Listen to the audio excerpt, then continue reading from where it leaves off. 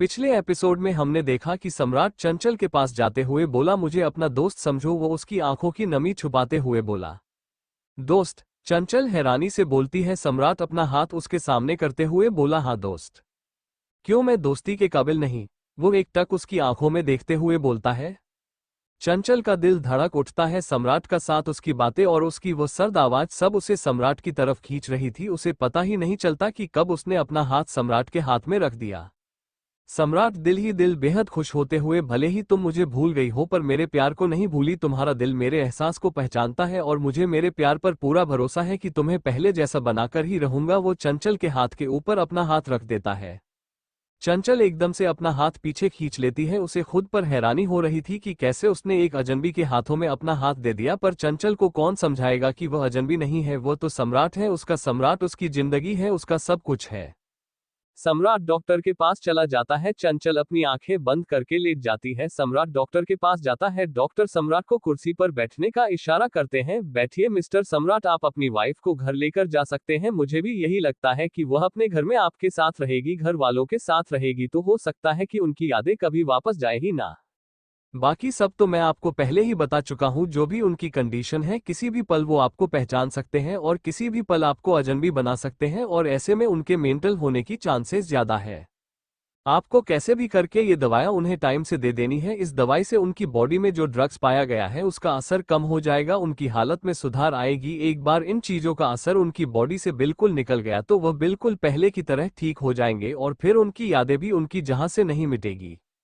इसके बाद डॉक्टर एक गहरी सांस लेते हुए बोला, एक बात कहना चाहूंगा मिस्टर सम्राट, कुछ घाव मन पर लगते हैं तो कुछ तन पर, लेकिन आपकी मिसेज के साथ दोनों ही बातें हुई है। ये दवाई से वह ठीक तो हो जाएंगे पर वह एक चलती फिरती लाश बन सकते हैं, जो सांस तो ले रहे होंगे पर उनमें जिंदगी आपको भरनी होगी। उनके दिमाग का एक हिस्सा कहीं अटक गया है, बस वहीं से आपको उन्हें वापस लाना है। आप समझ रहे हैं ना?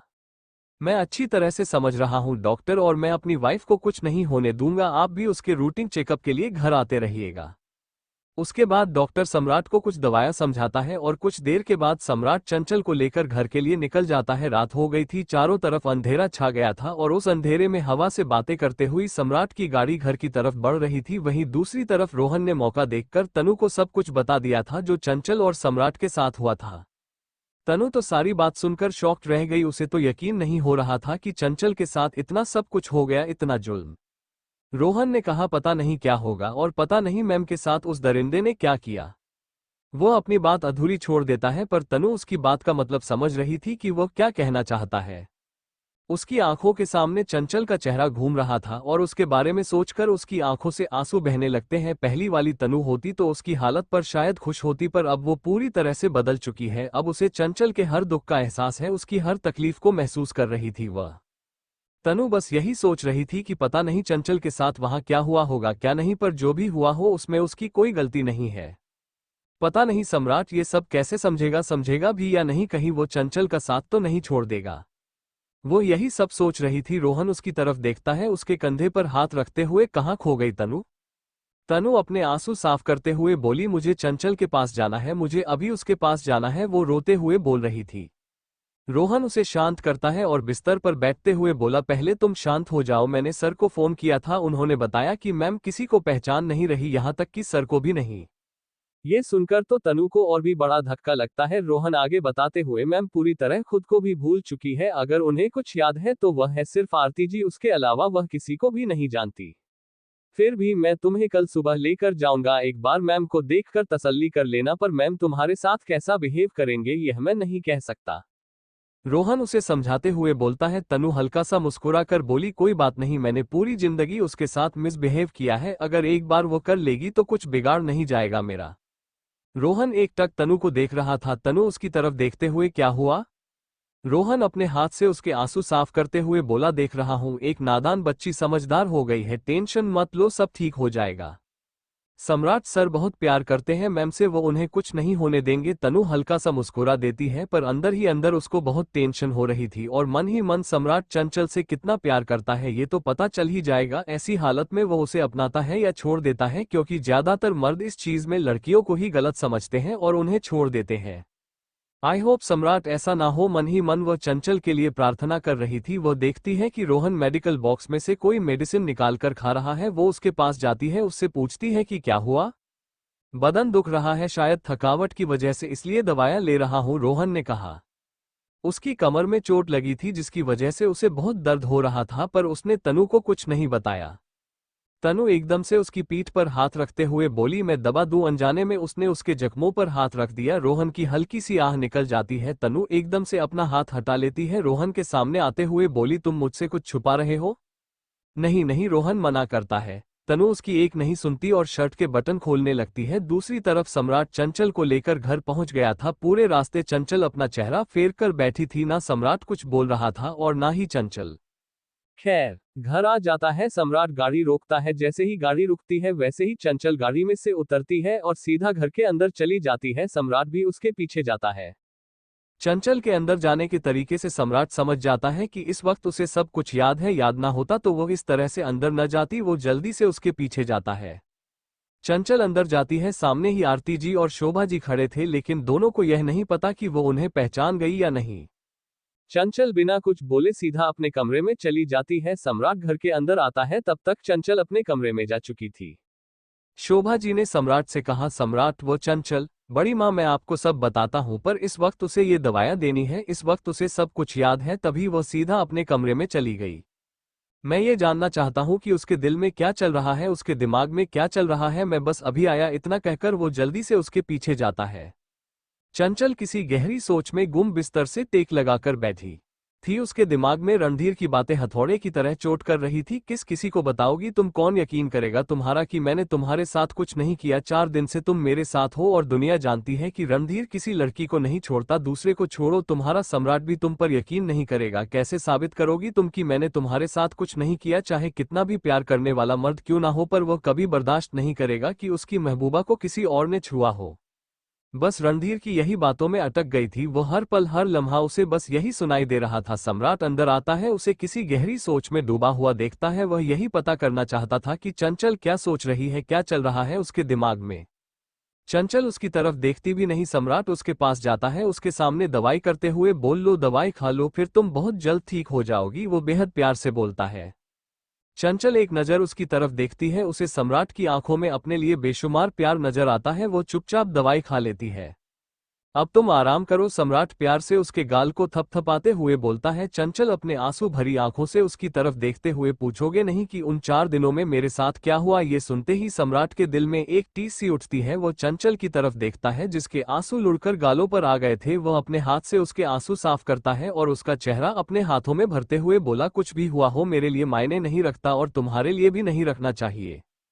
मैं तुमसे बहुत प्यार करता हूँ, क्या ये काफी नहीं है? या मेरा प्यार उन 4 दिनों के सामने कमजोर पड़ गया है? कहते हुए उसका गला रूंध जाता है, आंखों में नमी तैर जाती है। चंचल उसका हाथ अपने चेहरे से हटा देती है और अपना चेहरा फेरते हुए, मेरे अंदर कुछ चुभ रहा है सम्राट। उस आदमी का भयानक चेहरा मेरी नजरों के सामने घूम रहा है। मुझे हर पल एक ही डर सता रहा है कि वो कहीं से आ जाएगा और फिर से मुझे। सम्राट एकदम से उसे अपने सीने से लगाते हुए बोला, बस अब और नहीं, मैं तुम्हारी जहन से वह सारी बुरी यादें मिटा दूंगा, इतना प्यार दूंगा तुम्हें कि। इससे पहले कि सम्राट अपनी बात पूरी कर पाता, उससे पहले ही चंचल उसकी बाहों में झूल जाती है। सम्राट देखता है कि चंचल उसकी बाहों में ही सो गई है। उसे देखते हुए उसकी आंखों से आंसू बह जाते हैं। वो बेहद प्यार से चंचल का माथा चूम लेता है। मुझे नहीं पता कि उन 4 दिनों में क्या हुआ क्या नहीं, और सच कहूं तो मुझे पता करना भी नहीं है। मेरे लिए मायने नहीं रखता कुछ भी। मेरा प्यार इन चीजों का मोहताज नहीं है चंचल। मेरा प्यार इतना कमजोर नहीं है। बेकार की बातें अपने दिमाग से निकालो और बन जाओ मेरी चंचल। I miss you, I really miss you. वो न जाने कितनी बार उसका चेहरा चूमते हुए बोलता है। हर चीज से अनजान चंचल उसकी बाहों में आराम से सो रही थी। सम्राट उसे आराम से बिस्तर पर लेटा देता है। इसके बाद वो बाहर चला जाता है।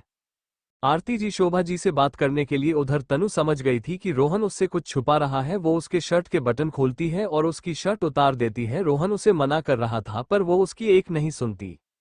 जैसे ही वो उसकी शर्ट उतारती है तो उसकी नज़र रोहन के पीठ पर जाती है जो कि जख्मों से भरी पड़ी थी। उसकी पीठ देखकर तनु की आंखें हैरानी से फैल जाती हैं। वह लगभग रोहन को डांटते हुए बोली, तुम्हें इतनी चोट लगी है और तुमने मुझे बताना भी जरूरी नहीं समझा और अपने आप को दोस्त रहते हो तुम। उसकी आवाज में नाराजगी साफ झलक रही थी। रोहन कुछ कहने के लिए अपना होठ हिलाता है पर तनु बीच में ही उसे डांट कर चुप करवा देती है। चुप रहो, तुम बात मत करो, मुझसे इतनी चोट लगी है और मुझे बताया भी नहीं।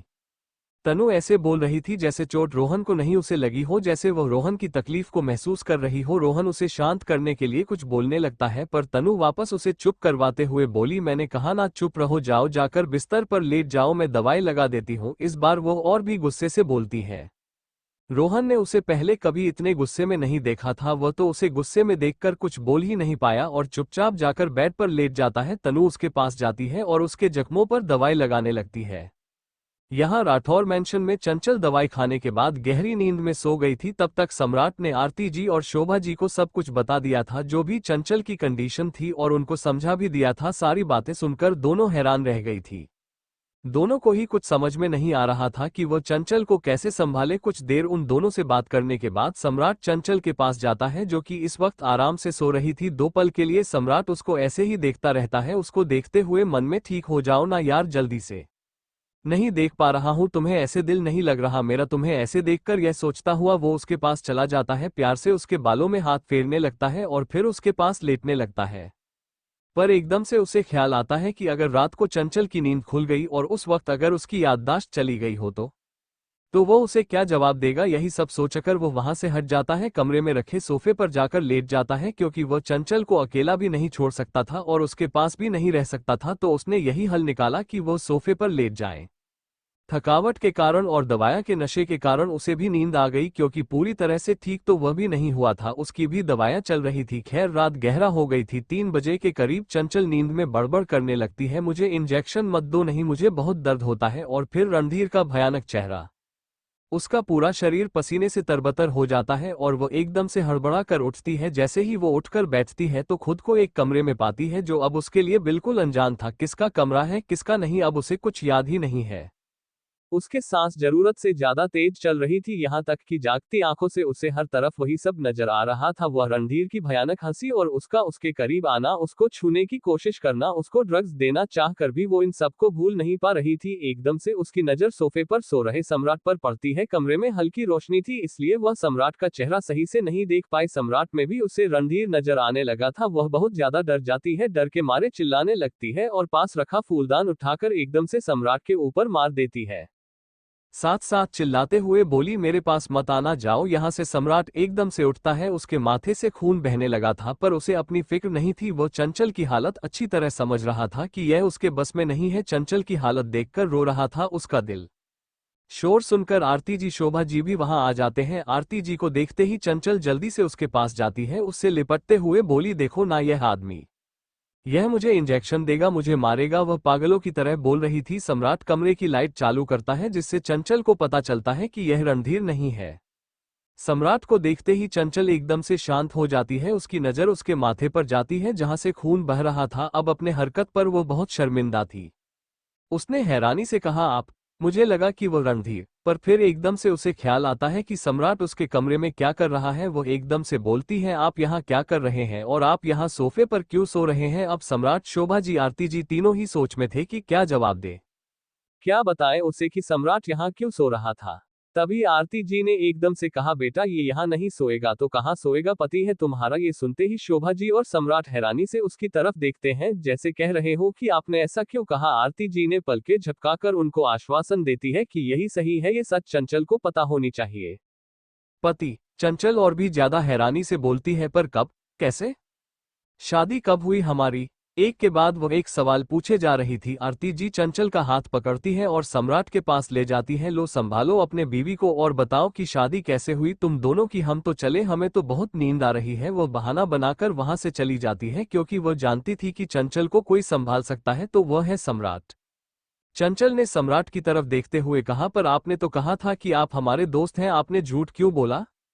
क्यों? सम्राट उसे कंधे से पकड़कर बेड पर बिठाते हुए खुद उसके पास बैठते हुए कहा, नहीं झूठ नहीं बोला मैंने, दरअसल हम शादी से पहले अच्छे दोस्त ही तो थे, आपको याद नहीं? चंचल मासूमियत से नामे अपने गर्दन हिला देती है। सम्राट का दिल कर रहा था कि वह कसकर अपने सीने से उसे लगा ले। चंचल को कुछ भी समझ नहीं आ रहा था। वो उठती है और अलमारी खोलती है, उसमें से एक मेडिकल बॉक्स निकलती है।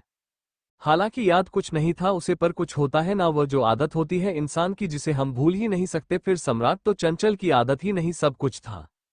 उस घर के कोने कोने में उसका वजूद था, वह अपना वजूद कैसे भूल सकती थी। चंचल मेडिकल बॉक्स लेकर सम्राट के पास आती है, उसकी चोट पर दवाई लगाने लगती है। सम्राट एकदम से उसका हाथ पकड़ लेता है। आप रहने दीजिए, मैं खुद कर लूंगा। आप 2 मिनट के लिए चुप नहीं बैठ सकते? मैं कर रही हूं ना, क्या प्रॉब्लम है आपको? वो गुस्से से बोलती है। इतने गुस्से में तो सम्राट ने उसे कभी नहीं देखा था। सम्राट उसे हैरानी से देखने लगता है। घूर क्यों रहे हैं आप हमें? चंचल और भी गुस्से से बोलती है। अब आगे की कहानी सुनने के लिए बने रहिए नफरत भरी मोहब्बत कहानी पर।